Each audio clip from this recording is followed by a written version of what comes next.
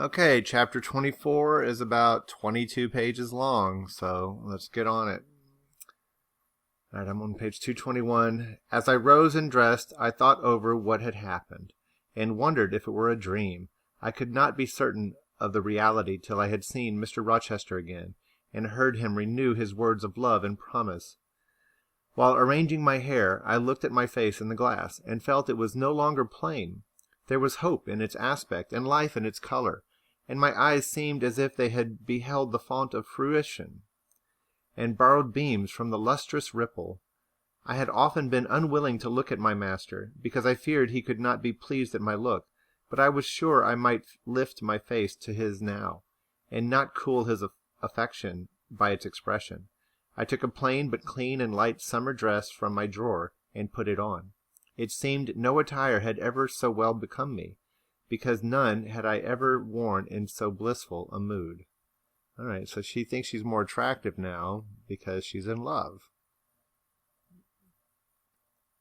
Again, that might not be the strongest feminist statement because it's equating a woman's value on her looks, and she looks for the affirmation from a man. So that's why there is some controversy about whether or not this is a feminist text or not. I was not surprised, when I ran down into the hall, to see that a brilliant June morning had succeeded to the tempest of the night, and to feel, through the open glass door, the breathing of a fresh and fragrant breeze. Nature must be gladsome when I was so happy.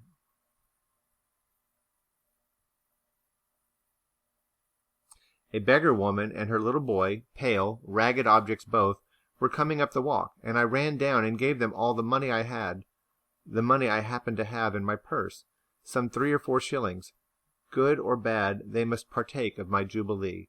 The rooks cawed, and the blither birds sang, but nothing was so merry or so musical as my own rejoicing heart. Mrs. Fairfax surprised me by looking out of the window with a sad countenance, and saying gravely, "Miss Eyre, will you come to breakfast?" During the meal she was quiet and cool, but I could not undeceive her then. I must wait for my master to give explanations, and so must she. I ate what I could, and then I hastened upstairs. I met Adele leaving the schoolroom. Okay, she called her fiancé her master. Just keep that in mind. "Where are you going? It is time for lessons. Mr. Rochester has sent me away to the nursery." "Where is he?" "In there," pointing to the apartment she had left, and I went in, and there he stood. "Come and bid me good morning," said he. I gladly advanced, and it was not merely a cold word now, or even a shake of the hand that I received, but an embrace and a kiss. It seemed natural. It seemed genial to be so well loved, so caressed by him. "Jane, you look blooming and smiling and pretty," said he, "truly pretty this morning. Is this my pale little elf? Is this my mustard seed? This little sunny-faced girl with the dimpled cheek and rosy lips, the satin-smooth hazel hair, and the radiant hazel eyes?" I had green eyes, reader, but you must excuse the mistake. For him they were new-dyed, I suppose. Okay. "It is Jane Eyre, sir." "Soon to be Jane Rochester," he added. "In 4 weeks, Janet. Not a day more. Do you hear that?" I did, and I could not quite comprehend it. It made me giddy. The feeling, the announcement sent through me, was something stronger than was consistent with joy, something that smote and stunned. It was, I think, almost fear. "You blushed, and now you are white. Jane, what is that for?" "Because you gave me a new name, Jane Rochester, and it seems so strange." "Yes, Mrs. Rochester," said he, "young Mrs. Rochester, Fairfax Rochester's girl bride." "It can never be, sir. It does not sound likely. Human beings never enjoy complete happiness in this world. I was not born for a different destiny to the rest of my species. To imagine such a lot befalling me is a fairy tale, a daydream, which I can and will realize. I shall begin today. This morning I wrote to my banker in London to send me certain jewels he has in keeping, heirlooms of the ladies of Thornfield. In a day or 2 I hope to pour them into your lap. For every privilege, every attention shall be yours that I could accord a peer's daughter. if about to marry her. Oh, sir, never rain jewels. I don't like to hear them spoken of. Jewels for Jane Eyre sounds unnatural and strange. I would rather not have them. I will myself put the diamond chain around your neck, and the circlet of your forehead, which it will become, for nature, at least, has stamped her patent of nobility on this brow, Jane, and I will clasp the bracelets on these fine wrists, and load these fairy-like fingers with rings. No, no, sir, think of other subjects, and speak of other things, and in another strain. Don't address me as if I were a beauty. I am your plain Quakerish governess. You are a beauty in my eyes, and a beauty just after the desire of my heart, delicate and aerial. Puny and insignificant, you mean? You're dreaming, sir, or you're sneering for God's sake. Don't be ironical. I will make the world acknowledge you a beauty too, he went on, while I really became uneasy at the strain he had adopted, because I felt he was either deluding himself or trying to delude me. I will attire my Jane in satin and lace, and she shall have roses in her hair, and I will cover the head I love best with a priceless veil. And then you don't know me, sir, and I shall not be your Jane Eyre any longer, but an ape in a harlequin's jacket, a jay in borrowed plumes. I should as soon see you, Mr. Rochester, tricked out in strange trappings, as myself clad in a court lady's robe, and I don't call you handsome, sir, though I love you most dearly, far too dearly to flatter you. Don't flatter me. He pursued his theme, however, without noticing my deprecation. This very day I shall take you in the carriage to Millcote, and you must choose some dresses for yourself. I told you we shall be married in 4 weeks. The wedding is to take place quietly, in the church down below yonder, and then I shall waft you away at once to town. After a brief stay there, I shall bear my treasure to regions nearer the sun, to French vineyards and Italian plains, and she shall see whatever is famous in our old story and in modern record. She shall taste, too, of the life of cities, and she shall learn to value herself by just comparison with others. Shall I travel? And with you, sir? You shall sojourn at Paris, Rome, and Naples, at Florence, Venice, and Vienna. All the ground I have wandered over shall be retrodden by you. Wherever I stamped my hoof, your swift foot shall step also. 10 years since, I flew from Europe half mad, with disgust, hate, and rage as my companions. Now I shall revisit it healed and cleansed, with a very angel as my comforter. I laughed at him as he said this. I am not an angel, I asserted, and you will not be one till I die. And I will not be one until I die. I will be myself. Mr. Rochester, you neither expect nor exact anything celestial for me.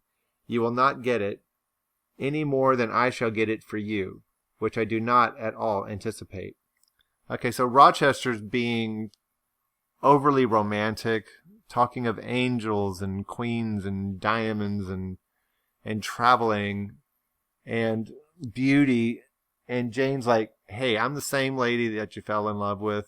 I'm plain, I'm simple, stop putting on airs and act in reality.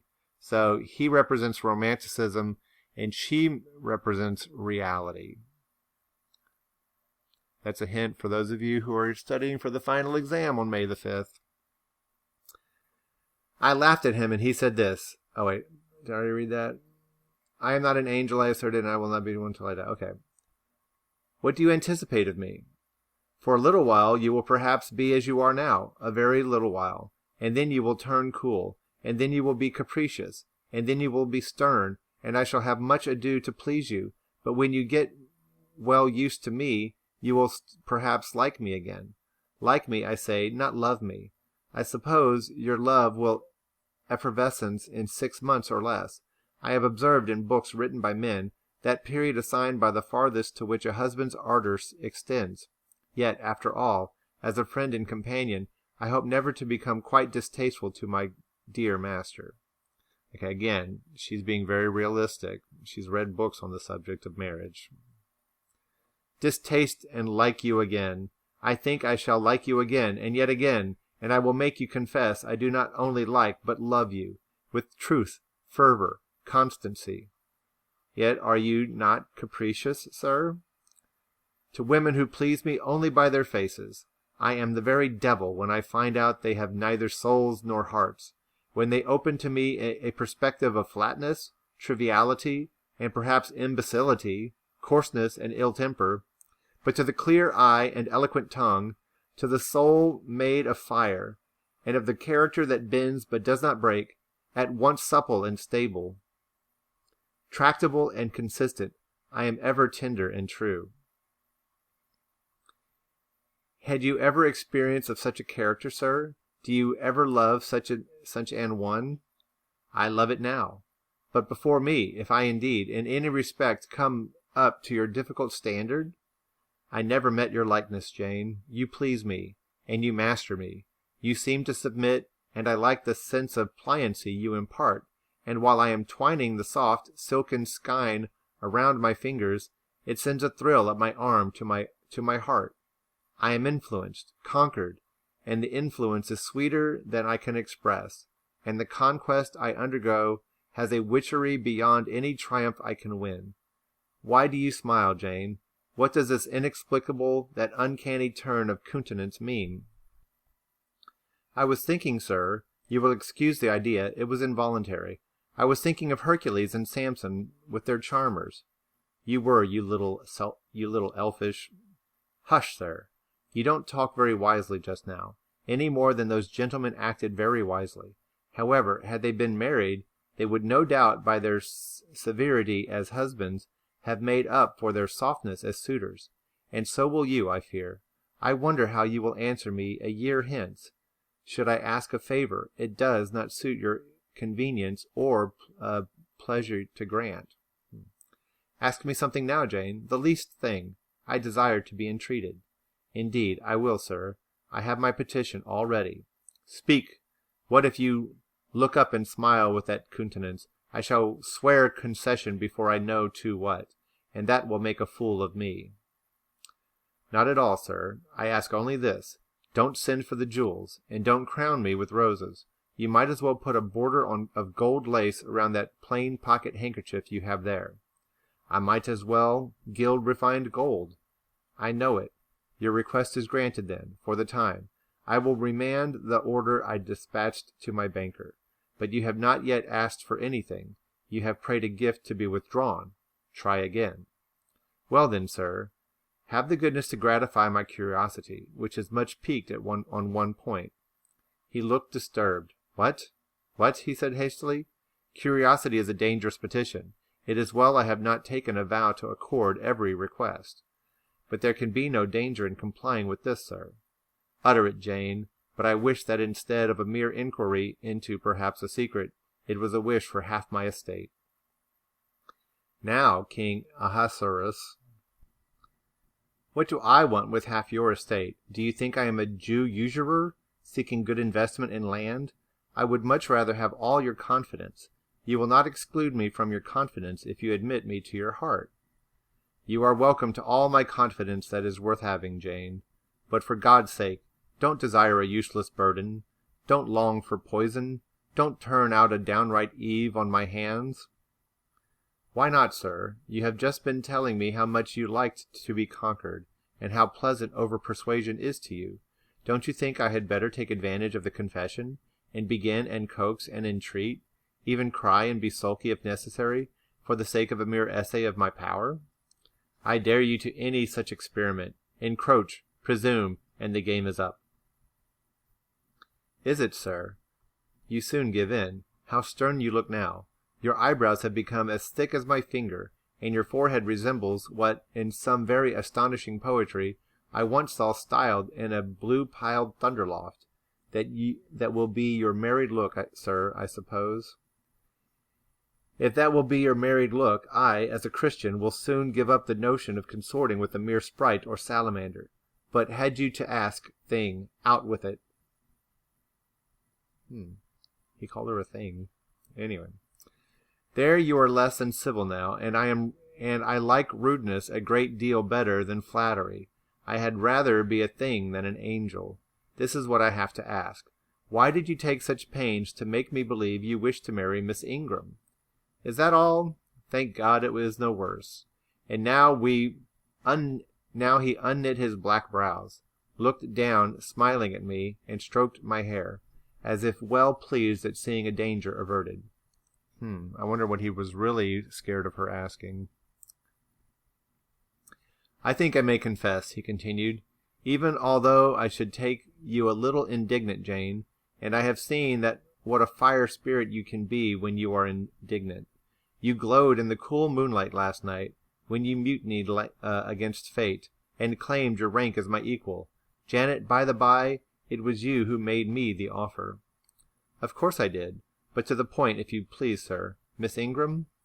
Well, I feigned courtship of Miss Ingram, because I wished to render you as madly in love with me as I was with you. And I knew jealousy would be the best ally I could call in for the furtherance of that end. Excellent. Now you were small, not one whit bigger than the end of my little finger. It was a burning shame and a scandalous disgrace to act in that way. Did you think nothing of Miss Ingram's feelings, sir? Her feelings are concentrated in one, pride, and that needs humbling. Were you jealous, Jane? Never mind, Mr. Rochester. She doesn't even admit it. She was jealous.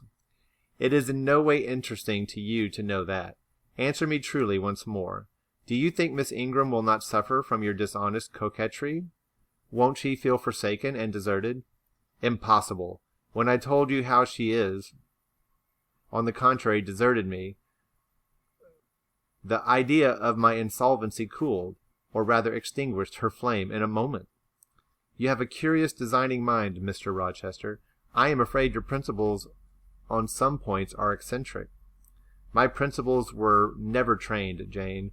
They may have grown a little awry for want of attention. Once again, seriously, may I enjoy the great good that has been vouchsafed to me, without fearing that anyone else is suffering the bitter pain I myself felt a while ago? That you may, my good little girl. There is not another being in the world has the same pure love for me as yourself, for I lay that pleasant unction to my soul, Jane, a belief in your affection. I turned my lips to the hand that lay on my shoulder. I loved him very much, more than I could trust myself to say, more than words had power to express. Ask something more, he said presently. It is my delight to be entreated, and to yield. I was again ready with my request.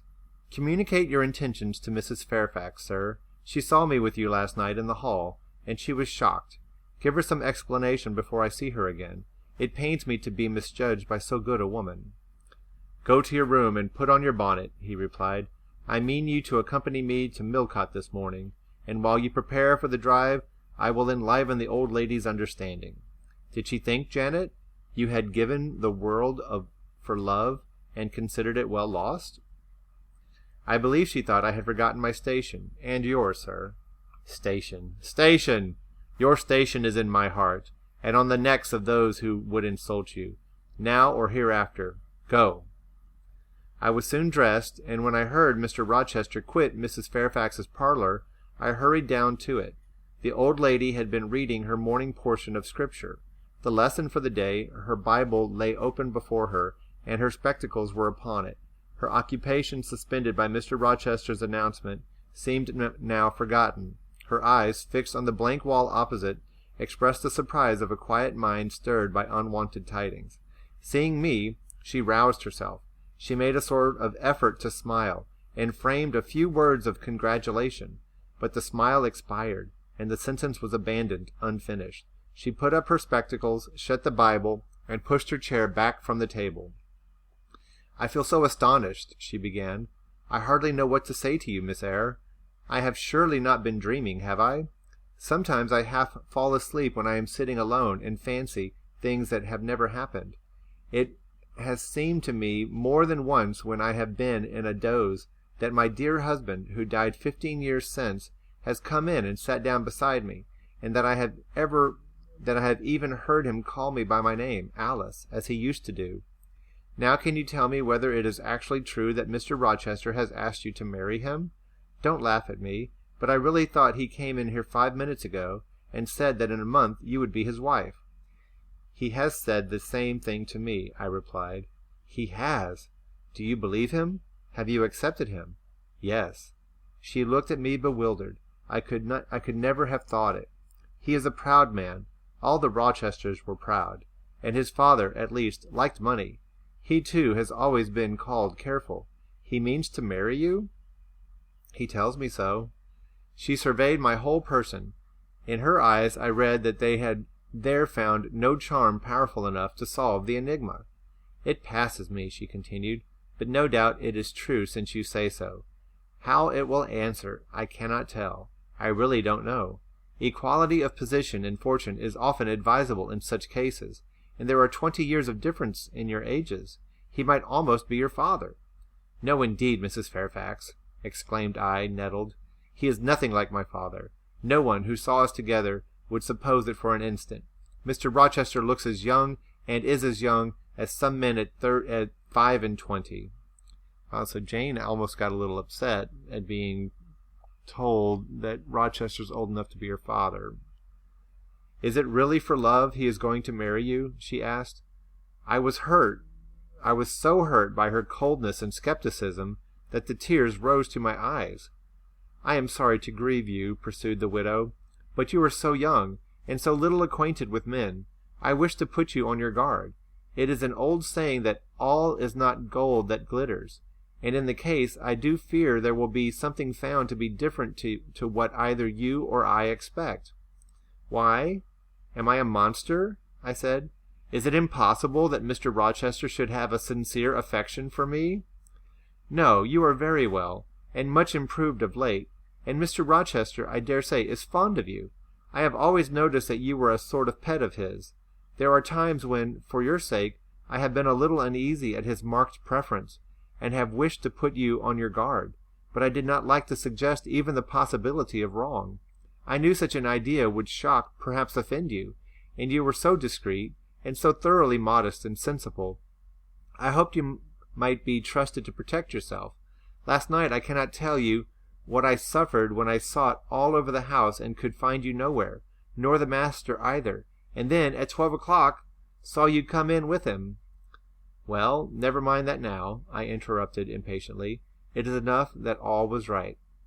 I hope all will be right in the end, she said, but believe me, you cannot be too careful.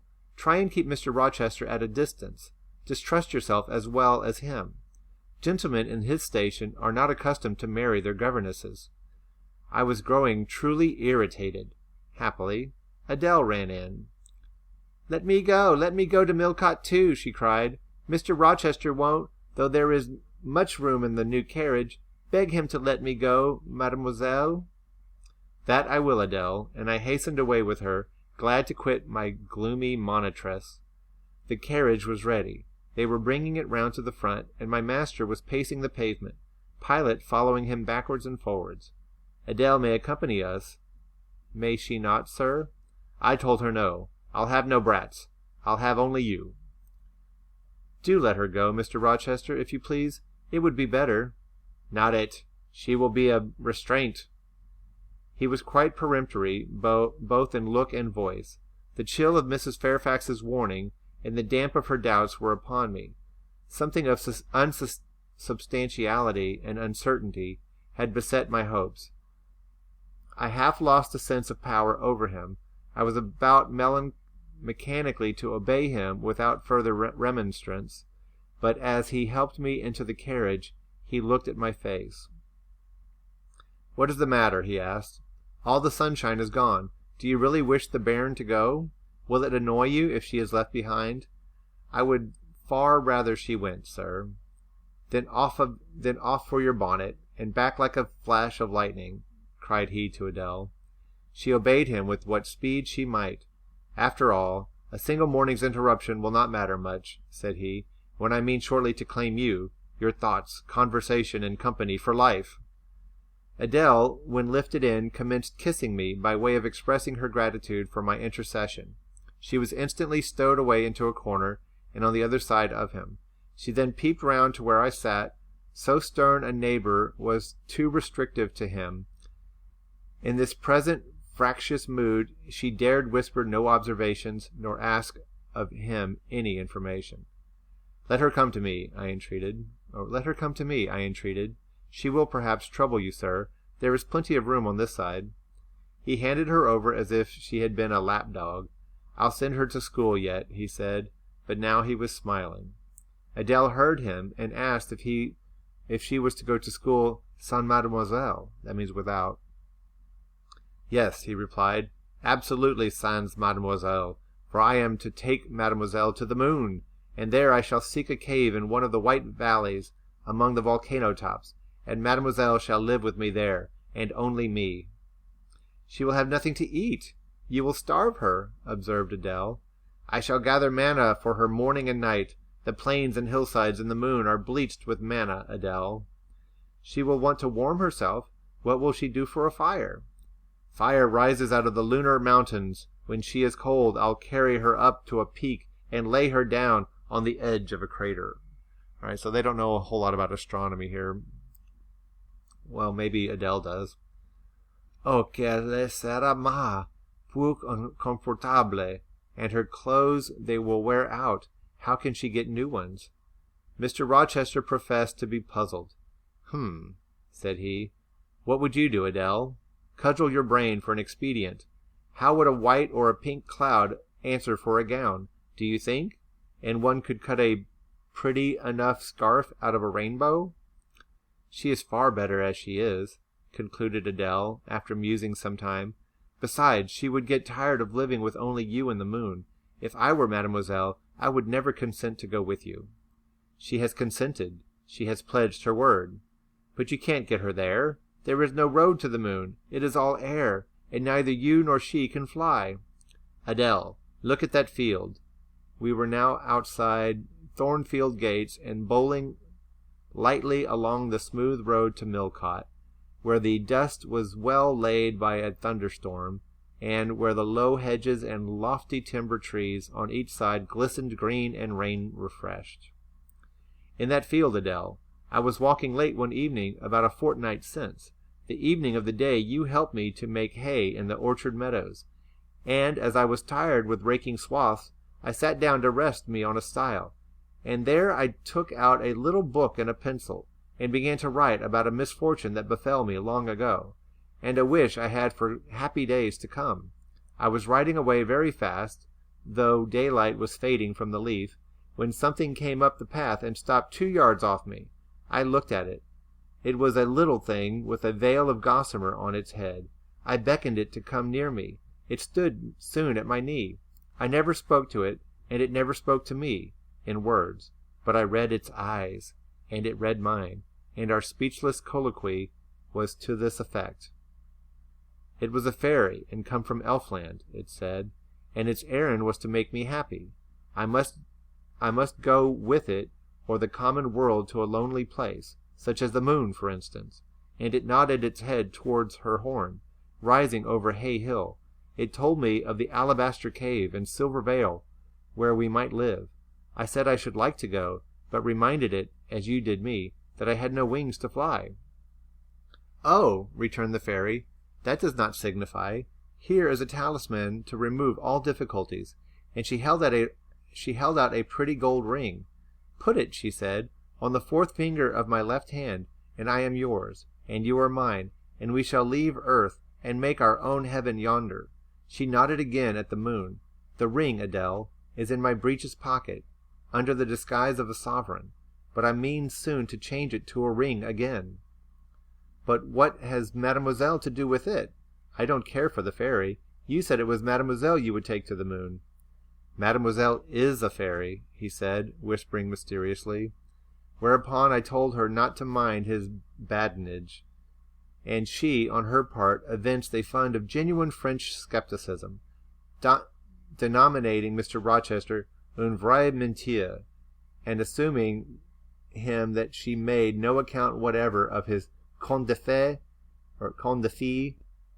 and that, du reste, il ne avait pas de filles, et quand même il y en avait. She was sure they would never appear to him, nor ever give him rings or offer to live with him in the moon. The hour spent at Millcote was a somewhat harassing one to me. Mr. Rochester obliged me to go to a certain silk warehouse. There I was ordered to choose half a dozen dresses.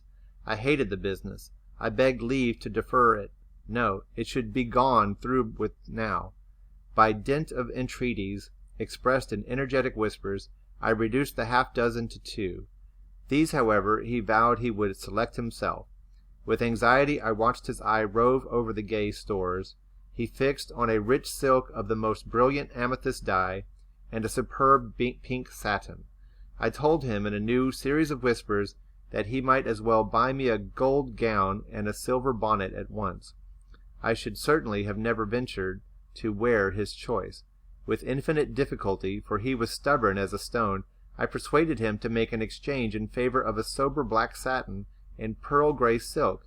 It might pass for the present, he said, but he would yet see me glittering like a parterre. Do I need to look that word up?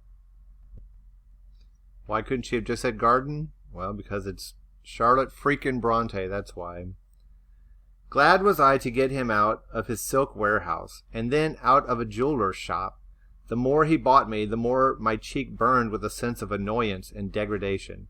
As we re-entered the carriage, and I sat back feverish and fagged, I remembered that, in the hurry of events dark and bright, I had wholly forgotten the letter of my uncle, John Eyre, to Mrs. Reed, his intention to adopt me and make me his legatee. It would indeed be a relief, I thought, if I had ever so small an independency. I can never bear being dressed like a doll by Mr. Rochester, or sitting like a second Danae with the gold shower falling daily around me. I will go to Madeira the moment I get home, and tell my Uncle John I am going to be married, and to whom, if I had but a prospect of one day bringing Mr. Rochester an accession to a fortune, I could better endure to be kept by him now.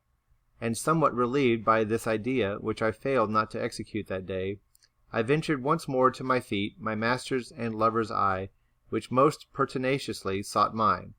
Though I averted both face and gaze, he smiled, and I thought his smile was such as a sultan might, in a blissful and fond moment, bestow on a slave his gold and gems had enriched. I crushed his hand, which was ever hunting mine, vigorously, and thrust it back to him with the passionate pleasure. "You need not look in that way," I said. "If you do, I'll wear nothing but my old Lowood frocks to the end of the chapter. I'll be married in this lilac gingham. You may make a dressing gown for yourself out of the pearl gray silk, and an infinite series of waistcoats out of the black satin." He chuckled. He rubbed his hands. "Oh, it is rich to see and hear her," he exclaimed. "Is she original? Is she piquant? I would not exchange this one little English girl for the Grand Turk's whole seraglio, gazelle eyes, hoary forms, and all." The Eastern allusion bit me again. "I'll not stand you an inch in the stead of a seraglio," I said, "so don't consider me an equivalent for one." "If you have a fancy for anything in that line, away with you, sir, to the bazaars of Stamboul without delay, and lay out in extensive slave purchases some of that spare cash you seem at a loss to spend satisfactorily here." I like how Jane puts her foot down and forces Rochester to live in reality. "And what will you do, Janet, while I am bargaining for so many tons of flesh and such an assortment of black eyes? I'll be preparing myself to go out as a missionary to preach liberty to them that are enslaved, your harem inmates amongst the rest. I'll get admitted there, and I'll stir up mutiny, and you, three-tailed beshal as you are, sir, shall in a trice find yourself fettered against our hands, nor will I, for one, consent to cut your bonds till you have signed a charter, the most liberal that despot ever yet conferred." You see, Jane Eyre is a strong feminist. "I would consent to be at your mercy, Jane. I would have no mercy, Mr. Rochester, if you supplicated for it with an eye like that. While you looked so, I should be certain that whatever charter you might grant under coercion, your first act, when released, would be to violate its conditions. Why, Jane, what would you have? I fear you will compel me to go through a private marriage ceremony, besides that performed at the altar. You will stipulate, I see, for peculiar terms. What will they be? I only want an easy mind, sir, not crushed by crowded obligations. Do you remember what you said at Céline Varens? Of the diamonds, the cashmeres you gave her? I will not be your English Céline Varens. I shall continue to act as Adèle's governess. By that I shall earn my board and lodging, and £30 a year besides. I'll furnish my own wardrobe out of that money, and you shall give me nothing but— Well, but what? Your regard. And if I give you mine in return, that debt will be quit. Oh, so she wants to continue working as a governess and educating Adèle even after they're married and earning £30 a year. So she wants to be independent even in marriage. Well, for cool native impudence and pure innate pride, you haven't your equal, said he. We were now approaching Thornfield. Will it please you to dine with me today? He asked as we re-entered the gates. No, thank you, sir. And what for? No, thank you, if one may inquire. I never have dined with you, sir, and I see no reason why I should now. Till what? You delight in half-phrases. Till I can't help it. Do you suppose I eat like an ogre or a ghoul, that you dread being the companion of my repast? I have formed no supposition on the subject, sir, but I want to go on as usual for another month. You will give up your governessing slavery at once? No, he's not asking, he's saying, you will give up your governessing slavery at once. Indeed, begging your pardon, sir, I shall not. I shall just go on with it as usual. I shall keep out of your way all day, as I have been accustomed to do. You may send for me in the evening when you feel disposed to see me, and I'll come then, but at no other time. I want to smoke, Jane, or a pinch of snuff, to comfort me under all this. Pour me donner une contenance, as Adèle would say, and unfortunately I have neither my cigar-case nor my snuff-box. But listen, whisper.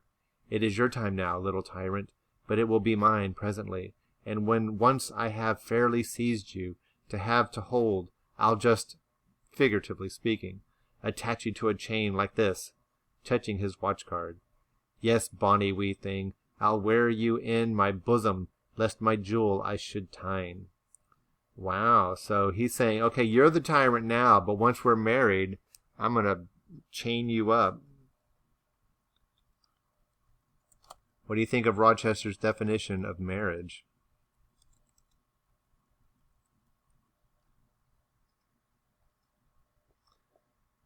I'm sure, like, Jane seems strong enough, she's not going to allow that kind of thing to go on. Let's see how she counters that. He said this as he helped me to alight from the carriage, and while he afterwards lifted out Adèle, I entered the house and made good my retreat upstairs. He duly summoned me to his presence in the evening. I had prepared an occupation for him, for I was determined not to spend the whole time in a tete-a-tete conversation. They do seem to be arguing quite a bit, but like in a friendly way, like actually kind of like a friendly game of fencing where nobody gets hurt. I remembered his fine voice. I knew he liked to sing. Good singers generally do. I was no vocalist myself, and in his fastidious judgment no musician either, but I delighted in listening when the performance was good. No sooner had twilight, that hour of romance, began to lower her blue and starry banner over the lattice than I rose, opened the piano, and entreated him, for the love of heaven, to sing me a song. He said I was a capricious witch, and that he would rather sing another time, but I averred that no time was like the present. Did I like his voice? He asked. Very much. I was not fond of pampering that susceptible vanity of his, but for once, and from motives of expediency, I would even soothe and stimulate it. Then, Jane, you must play the accompaniment. Very well, sir, I will try. I did try, but was presently swept off the stool and denominated a little bungler. Being pushed unceremoniously to one side, which was precisely what I wished, he usurped my place, and proceeded to accompany himself, for he could play as well as sing. I hied me to the window recess, and while I sat there and looked out on the still trees on a dim lawn, to a sweet air was sung in mellow tones the following strain. The truest love that ever heart felt as at its kindled core, did through each vein in quickened start the tide of being pour. Her coming was my hope each day, her parting was my pain. The chance that did her steps delay was ice in every vein. I dreamt it would be nameless bliss, as I loved to be, and to this object did I press, as blind as eagerly. But wide as pathless was the space that lay our lives between, and dangerous was the foamy race of ocean surges green, and haunted was a robber path through wilderness or wood, for might and right and woe and wrath between our spirits stood. I dangers dared, I hindrance scorned, I omens did defy, whatever menaced, harassed, warned, I passed impetuous by. On sped my rainbow fast as light, I flew as in a dream, for glorious rose upon my sight that child of shower and gleam. Still bright on clouds of suffering dim shines that soft solemn joy, nor care I now how dense and grim disasters gather nigh. I care not in this moment sweet, though all I have rushed over, should come my pinion strong and fleet, proclaiming vengeance sore. Though haughty hate should strike me down, right bar approach to me, and grinding might with furious frown swear endless enmity. My love has placed her little hand with noble faith in mine, and vowed that wedlock's sacred band our nature shall entwine. My love has sworn with sealing kiss, with me to live, to die. I have at last my nameless bliss, as I loved am I. Oh, so it's a nice little love song in which the two lovers were separated for a while by an ocean, but they overcame the distance and found each other and lived happily ever after. Is that the song he was singing? Let me see. To a sweet air, that means song, was sung in mellow tones the following strain. All right, so yeah, he's singing a nice little love story. I'm sure it's got meaning for their particular relationship. He rose and came towards me, and I saw his face all kindled, and his full falcon eye flashing, and tenderness and passion in every lineament. I quailed momentarily, then I rallied. Soft scene, daring demonstration, I would not have, and I stood in peril. Okay, even though he's saying her a beautiful love song, he's coming towards her passionately, so she needs to think of a defense because she would like to give in, but she doesn't want to because they're not married yet. I would not have, and I stood in peril of both. A weapon of defense must be prepared. I whetted my tongue. That means sharpened. Whetted means sharpened. As he reached me, I asked him with asperity whom he was going to marry now. That was a strange question to be put by his darling Jane. Indeed, I considered it a very natural and necessary one. He had talked of his future wife dying with him. What did he mean by such a pagan idea? I had no intention of dying with him. He might depend on that. Oh, all he longed, all he prayed for, was that I might live with him. Death was not for such as I. Indeed it was. I had as good a right to die when my time came as he had, but I should bide that time and not be hurried away in a settee. Would I forgive him for the selfish idea and prove my pardon by a reconciling kiss? No, I would rather be excused. Here I heard myself apostrophized as a hard little thing, and it was added, any other woman would have been melted to marrow at hearing such stanzas crooned in her praise.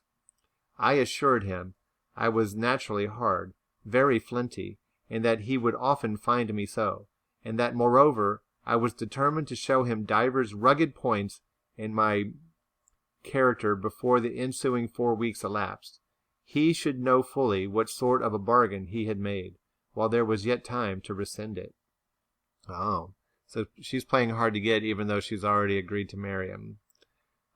She's very smart for a young woman.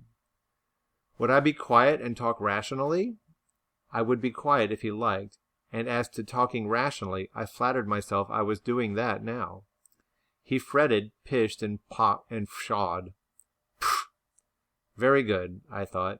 You may fume and fidget as you please, but this is the best plan to pursue with you, I am certain. I like you more than I can say, but I'll not sink into a bathos of sentiment, and with this needle of repartee I'll keep you from the edge of the gulf too, and moreover, maintain by its pungent aid that distance between you and myself most conducive to our real mutual advantage. From less to more I worked him up to a considerable irritation. Then, after he had retired, in dudgeon, quite to the other end of the room, I got up, and saying, "I wish you good night, sir," in my natural and wonted respectful manner, I slipped out by the side door and got away. Wow, Jane is so smart. Girls, let this be a lesson to you. Like, don't give the milk away for free. I believe that's the expression that is often used. All right. The system thus entered on, I pursued during the whole season of probation, and with the best success. He was kept, to be sure, rather cross and crusty, but on the whole I could see he was excellently entertained, and that a lamb-like submission and turtle-dove sensibility, while fostering his despotism, more would have pleased his judgment, satisfied his common sense, and even suited his taste less. Like, she's very smart. Like, I like how she says, "I like you more than I can say." But, so she comes short of saying, "I love you," but just to keep him in check, because she does love him and she does want to, experience all the pleasures of being in love with him, but she knows that, a month is a long time and she's got to keep the separation, keep the distance until it's time. All right. Did I read this paragraph already? Yes. We're almost done with the chapter. Y'all are doing great. In other people's presence, I was, as formerly, deferential and quiet, any other line of conduct being uncalled for. It was only in the evening conferences I thus thwarted and afflicted him. He continued to send for me punctually the moment the clock struck 7, though when I appeared before him now, he had no such honeyed terms as love and darling on his lips. The best words at my service were provoking puppet, malicious elf, sprite, changeling, etc. For caresses, too, I now got grimaces. For a pressure of the hand, a pinch on the arm, for a kiss on the cheek, a severe tweak of the ear. It was all right. At presently I decidedly preferred these fierce favors to anything more tender. Mrs. Fairfax, I saw, approved me. Her anxiety on my account vanished. Therefore I was certain I did well. Meantime Mr. Rochester affirmed I was wearing him to skin and bone, and threatened awful vengeance for my present conduct at some period fast coming. I laughed in my sleeve at his menaces. I can keep you in reasonable check now, I reflected, and I don't doubt to be able to do it hereafter. If one expedient loses its virtue, another must be devised. Yet after all my task was not an easy one. Often I would rather have pleased than teased him. My future husband was becoming to me my whole world, and more than the world, almost my hope of heaven. He stood between me and every thought of religion, as an eclipse intervenes between man and the broad sun. I could not in those days see God for his creature, of whom I made an idol. Well, that didn't take too long. I think this is maybe one of my favorite chapters. Like, the conversation between Rochester and Jane was so lively, and they were arguing, but not in a way that showed that they hated each other. Jane was just laying out the groundwork for how the relationship between husband and wife is really going to be, while Rochester's more head in the clouds. I guess because he's rich and he can afford to do anything he wants. He doesn't have to be reasonable, and he can be romantic and nurse those kinds of ideas. But Jane was raised differently, and she knows better, even at a young age. And so she's doing a good job training her future husband to be respectful and grounded and loving. But inside, she's feeling that she is just as head over heels as he is. All right. I can't wait to read the next chapter, but we'll have to wait till tomorrow. Bye, guys.